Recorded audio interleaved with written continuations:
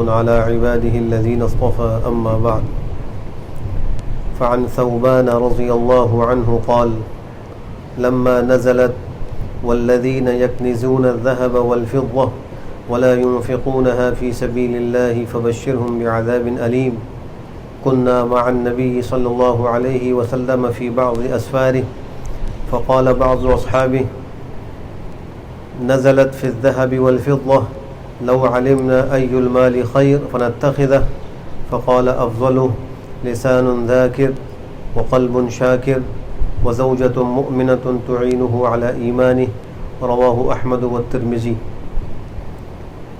حضرت ثوبان رضی اللہ تعالی عنہ سے مروی ہے کہ جب یہ آیت کریمہ نازل ہوئی والذین یکنزون الذهب والفضة ولا ينفقونها في سبیل اللہ فبشرهم بعذاب علیم، یعنی وہ لوگ جو سونے اور چاندی کو جمع تو کرتے ہیں اور راہ خدا میں خرچ نہیں کرتے، ان کو دردناک عذاب کی خبر دے دیجئے۔ تو ہم لوگ حضور صلی اللہ تعالی علیہ وآلہ وسلم کے ساتھ سفر میں تھے۔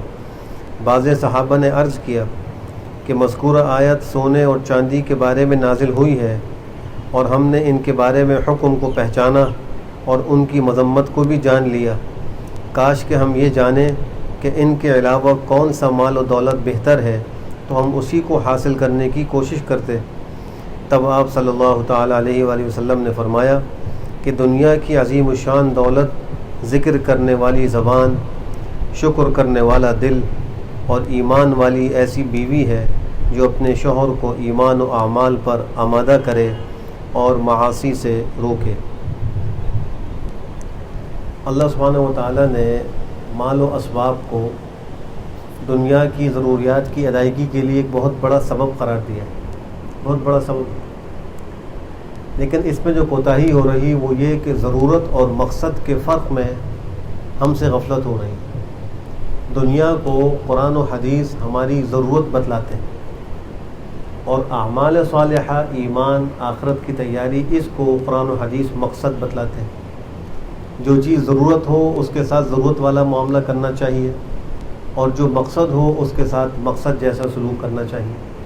قرآن کریم اللہ سبحانہ و تعالیٰ نے اس مال کے بارے میں فرمایا کہ جعل اللہ لکم قیاما، اللہ نے اس مال کو تمہارے لیے دنیا کی معیشت کے قیام کا ذریعہ بنایا ہے، دنیاوی ضروریات تمہاری اس مال سے پوری ہوتی۔ اور جب بات آئی عبادت کی، اطاعت کی، تو فرمایا کہ وما خلقت الجن والانس الا لیعبدون، میں نے انسان و جنات کو صرف اس لیے پیدا کیا ہے کہ وہ میری عبادت کریں۔ تو یہ مقصد ہے۔ قرآن کریم کا لہجہ اور طرز دیکھیے، مقصد کے بیان میں وہ کیسا ہے اور جہاں ضرورت کا بیان ہے وہاں کیسا ہے۔ ہم سے غلطی یہ ہو رہی ہے کہ ہم ضرورت والی چیزوں کے ساتھ معاملہ مقصد والا کر رہے ہیں اور مقصد سے غافل ہوتے جا رہے ہیں۔ پھر جب صحابہ کرام نے آپ سے یہ سوال کیا کہ یہ تو مال کے حق کو ادا نہ کرنے کی صورت میں وعید کا ذکر آپ نے فرما دیا کہ جو لوگ مال کو جمع کر کے رکھتے ہیں اس کے جو حقوق ہیں ان کو ادا نہیں کرتے، زکوٰۃ پوری نہیں دیتے، تو ان کو دردناک عذاب کی آپ بشارت دے دیجئے جس دن ان کے مالوں کو ان پر تپا کر ان کے جسموں کو داغا جائے گا۔ یعنی قیامت کے دن جو لوگ مال کے حق ادا نہیں کرتے ان کے مال کو آگ میں تپا کر ان کے چہروں، پہلوؤں اور پشتوں پر داغ لگائے جائے گا۔ تو یہ تو ہم نے سن لیا۔ اب کون سا مال ایسا ہے جو ہمارے لیے بہتر ہے؟ اگر ہمیں وہ معلوم ہوتا ہم اس کو اختیار کر لیتے۔ تو آپ نے اس کے بدلے میں جو چیزیں ذکر فرمائیں، غور کرنے کی بات ہے کہ ان کا تعلق اعمال سے ہے، ان کا تعلق مال اور دنیا سے نہیں ہے۔ پہلی بات فرمائی کہ قلب ذاکر، دھڑکنے والا دل اور خیالات کی اماجگاہ بننے والا دل تو سب کے پاس ہے، ہر انسان کے پاس ہے۔ ایک دل ہر ایک کے سینے میں موجود ہے، وہ دھڑک رہا ہے، سانس لے رہا ہے۔ لیکن جب یہ دل اللہ کی یاد سے معمور ہو اور اس میں یہ مصروف ہو تو یہ قابل قدر دل ہے، قابل تقلید دل ہے، اور اس دل کو بنانے کی فکر کرنی چاہیے کہ اس دل میں اللہ کی یاد ہو۔ اسی طریقے سے زبان ہر شخص کے پاس موجود ہے، بولنے والی اور کھانوں کے ذائقے چکھنے والی زبان سب کے پاس موجود ہے، لیکن کاش کہ یہ زبان شکر کرنے والی بھی ہو جائے، یہ شاکر بھی بن جائے۔ مصیبت پر جزا فضا تو بہت آسان ہے، شکایت اور واویلہ کرنا یہ انسان کی فطرت میں داخل ہے، لیکن شکر کی توفیق ہو جانا یہ اللہ کی بہت بڑی نعمت ہے۔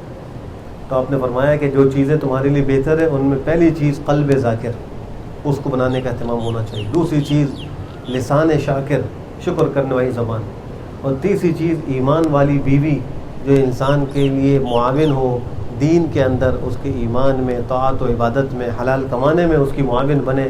یہ بیوی فرمایا کہ یہ بہترین چیزیں ہیں، ان کو اختیار کرنے اور بنانے کی ضرورت ہے. اللہ سبحانہ و تعالی ہم سب کو دنیا کے ساتھ ضرورت جیسا معاملہ کرنے اور اعمال صالحہ کے ساتھ اور فکر آخرت کے ساتھ مقصد والا معاملہ کرنے کی توفیق نصیب فرمائے. الحمدللہ رب العالمین.